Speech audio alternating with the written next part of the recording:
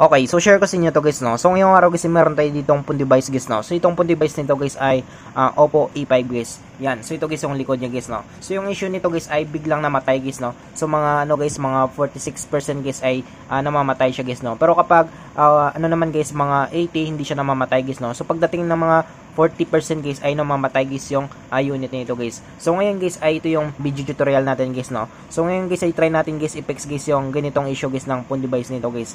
So ang problema dito guys ay hindi na nagano guys, no. Hindi na siya nag-on guys. Yan. So kapag i-on natin dito guys ay meron siyang vibrate guys, no.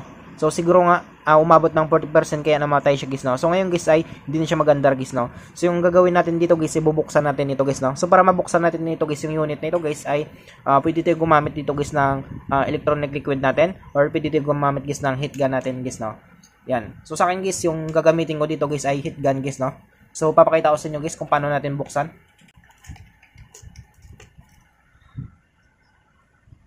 So simulan natin guys, no.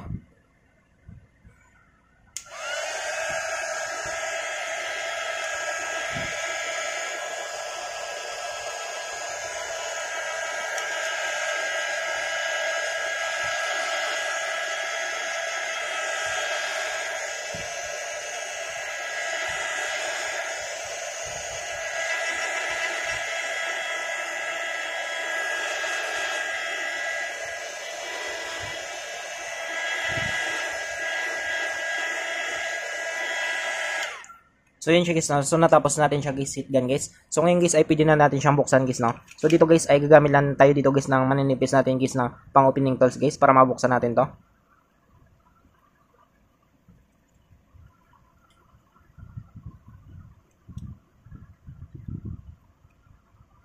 So yan siya guys, no? So dandanan nyo guys, no? Baka pwede matamaan guys yung EPC connector nito guys or yung cable nito. Dito guys sa fingerprint sensor niya guys. So kapag natamaan yan siya guys ay ma-disable guys yung fingerprint sensor niya guys, no.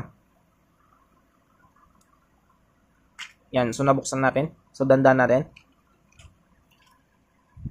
So yan siya guys, no. So ito yung sinasabi ko sa inyo guys, kapag natamaan ito guys ng tools guys ay pwedeng maputol ito guys, no. Kapag natamaan ito guys. Yan. So ngayon guys yung gagawin natin, una natin gagawin dito guys, tabi natin guys yung backcover nito. Unang gawin natin guys, tanggalin natin guys yung EPC connector guys ng fingerprint sensor guys, no. So ito guys yung lock niya, tanggalin natin guys yung lock niya. Yan. So natanggal natin guys yung bolts, tapos tanggalin natin guys yung lock niya. Yan. So natanggal natin guys yung lock niya. So dito guys ay tanggalin natin guys yung EPC connector guys ng fingerprint sensor guys, no. O yung tinatawag natin guys na flexible printed circuit nito guys. Yan. So tabi natin yan. So sunod natin dito guys ay tanggalin natin lahat guys ng bolts guys, no, para ma-access natin guys yung terminal guys sa loob. Tsaka yung mga FBC connector.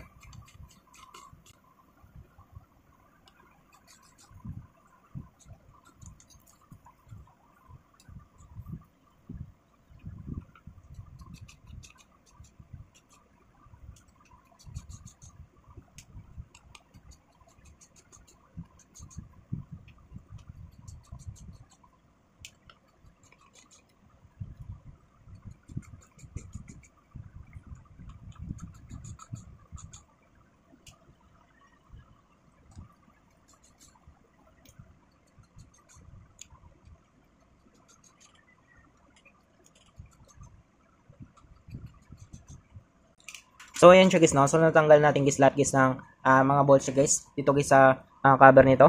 So ngayon guys ay pwede na natin siyang buksan guys, no. So bago natin guys buksan ito guys ay tanggalin natin guys yung SIM tray niya.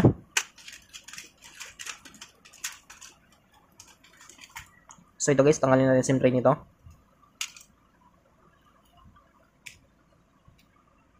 Yan. Tapos sunod natin dito guys ay bubuksan natin. So dito tayo dadaan guys, no.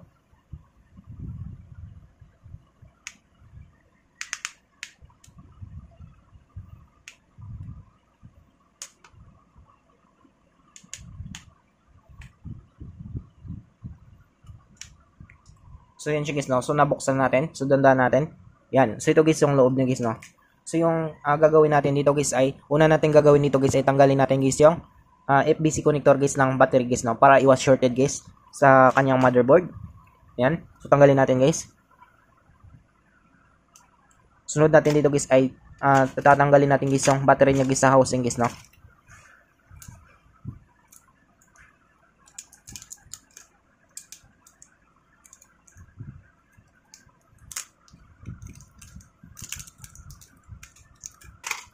Yan, so dandan natin guys hilain guys, no. Yan, so natanggal natin agad guys. So tabi natin yun guys, no. So dito na tayo guys sa battery niya guys, no. So dito guys ay ipapa-hold lang natin dito guys sa holder natin. So bago natin guys i-hold dito guys ay tanggalin natin guys yung ano niya guys, no. Ito guys yung plastic na ito guys, yung cover nito. So bubuksan natin dito guys, no.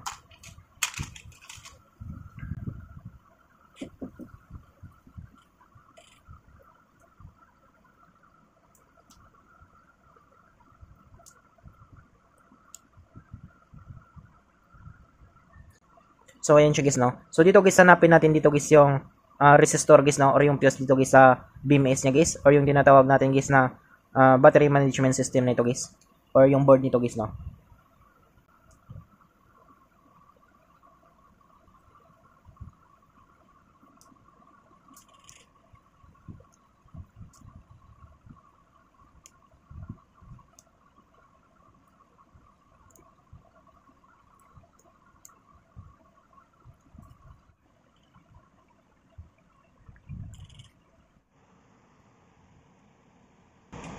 So yan siya guys, no. So kung makita nyo guys, ito guys yung fuse niya guys, or resistor guys, no. Yan. So ito guys ay ang gagawin natin guys, i-jumper natin yung siya guys, no. So tanggalin muna natin yan. So gamit lang tayo dito guys ng ano natin guys, no, plugs natin. Yan. So tanggalin natin yan.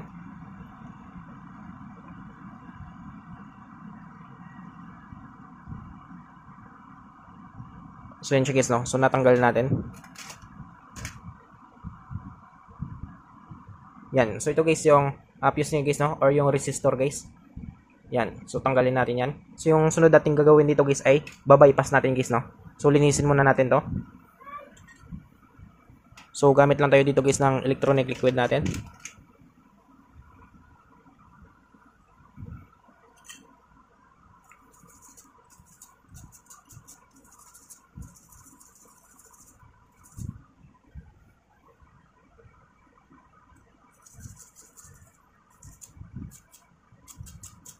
So yan siya guys, no. So malinis na siya guys. So sunod natin dito guys ay maglalagay tayo guys ng panibago nating lid. So dagdagan natin guys, no. Lagay lang tayo guys ng plugs.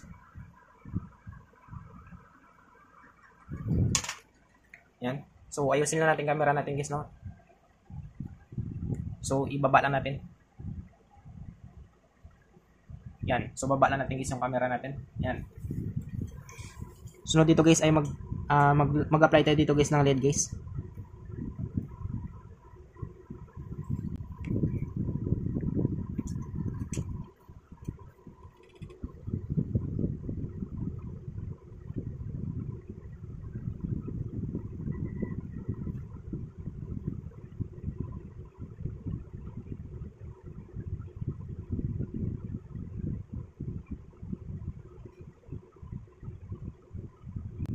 So yun siya guys, no. So naka-apply na tayo guys ng LED. Sunod natin guys ay gagamit tayo dito guys ng jumping wire natin guys, no. Yan. So ito guys yung magsisilbing ano niya guys, no, fuse guys or resistor guys.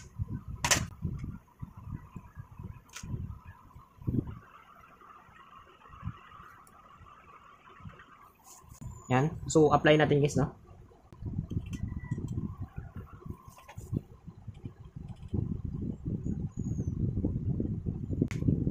So wait lang guys, ayusin lang natin.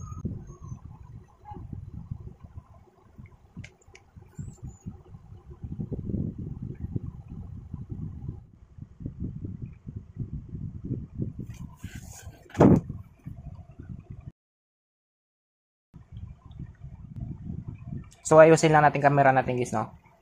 Yan.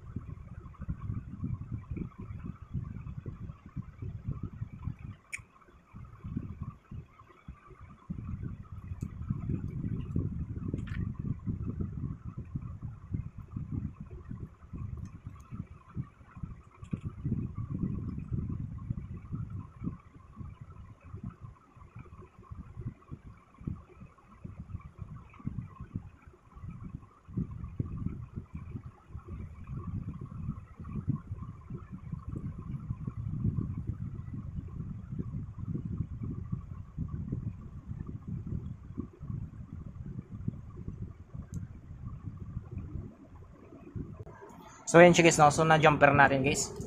So linisin natin guys, no? So gamit tayo dito guys ng electronic liquid natin.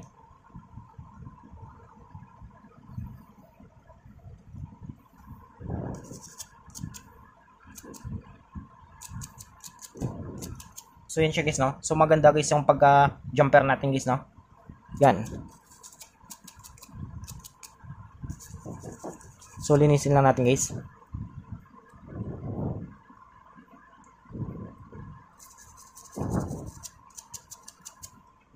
Yan, sunod natin guys ay tanggalin na natin guys yung ano nito, yung sobra nito. Putulin na natin 'to.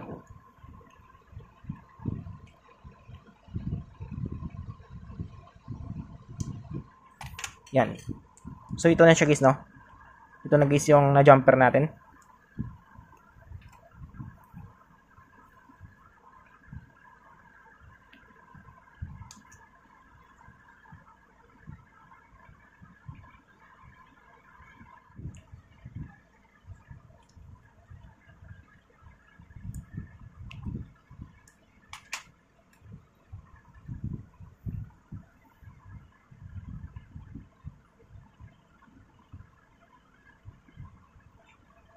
Yan. So, ito na siya guys, no? So, linisin na natin guys. Yan. Tapos, ayusin natin guys yung camera natin guys, no? So, balik natin guys yung camera natin sa taas.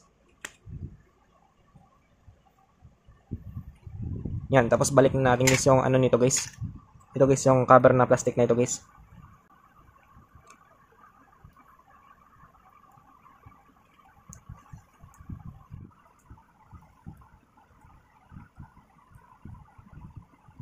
So, ayun siya guys, no? So, naibalik na natin guys. Tapos, balik na natin guys, no? So, kunin natin guys yung phone device natin guys. Tapos, salpak natin guys yung battery niya. So, try natin guys, no? Kapag mamatay pa rin siya guys. Or, mabubuhay na natin guys. Yan. So, panda rin natin.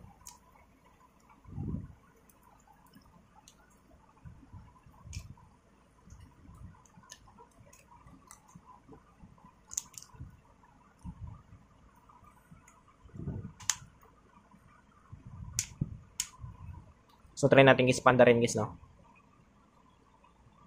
Yan. So, umandar siya guys, no? Ibig sabihin guys, ay luto guys yung pagkahinang natin guys. Yan. So, antay lang natin guys, no? So, try natin guys kapag magtuloy siya guys. Kapag hindi na siya mamatay guys.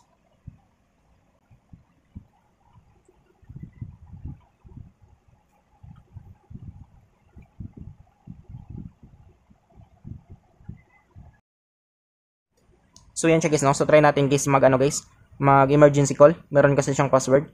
So dapat guys hindi siya mamatay guys, no? Kasi kapag mamatay ito guys, ibig sabihin guys may problem pa rin guys yung fuse niya guys, no? Or yung battery system niya guys, or yung BMS niya. So dapat hindi siya mamatay guys, no?